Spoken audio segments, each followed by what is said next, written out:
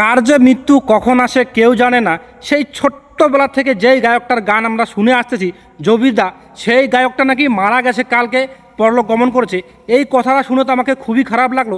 যেই মানুষটা আসামে জন্মগ্রহণ করেছে, আসামিজ গান, বাংলা গান, হিন্দি গান, অনেক গান গেয়েছে, সেই মানুষটা আজকে এই পৃথিবীতে নাই। এই খবরটা শুনে খুবই দুঃখ লাগতেছে। খুবই কালকে ছিল ওমান আর ভারতের ম্যাচ। এই ম্যাচ নিয়ে আমি বেশি এক্সাইটেড ছিলাম, এই জন্য ফেসবুকটা অত খুলিনি। কিন্তু আজকে যখন সকালবেলা ঘুম থেকে উঠে মোবাইলটা খুললাম, তখনই দেখতেছি মোবাইল ফেসবুকটা খুললেই খালি ওই খবর দিয়ে ভর্তি।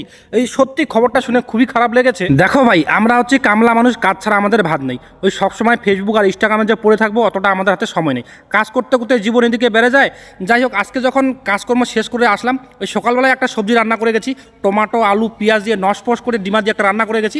এই যে ডিমা আর আলু দিয়ে এখন খাওয়া দাওয়া করতেছি। ওই সকালবেলা দুইটা সবজি রান্না করছি, এই ডিমা আলু সবজি, আর একটা সকালবেলা ফুলকপি তরকারি রান্না করছি। যাই হোক, খাওয়া দাওয়া শেষ করলাম। আর সকালবেলা দেখো, আমি বিছনাটা ঠিক করার সময় পাইনি। যেমনকার বিছনা ওই রকমই আছে, এখনই আসে খুলে ওই ল্যাপটাকে ঠিক করলাম। যাই হোক, এখন ক্লান্ত শরীর না, এই বিছনা যদি এখনই শুয়ে পড়ি এখনই ঘুম চলে আসবে।